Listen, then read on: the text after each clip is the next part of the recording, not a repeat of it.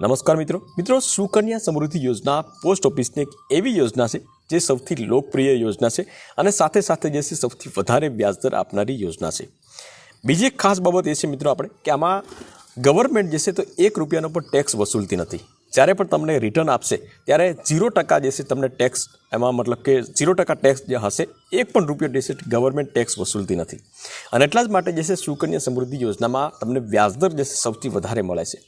સુકન્યા સમૃદ્ધિ યોજના જે છે એ બીજો મહત્વ છે કે આમાં સામાન્ય વ્યક્તિ જે છે એ ₹250થી શરૂઆત કરી શકે છે, ખાતું ખોલાવી શકે છે અને મેક્સિમમ જો કોઈ પૈસાદાર વ્યક્તિ હોય તો એ ₹1.5 લાખ સુધી વાર્ષિક એ જમા કરી શકે છે।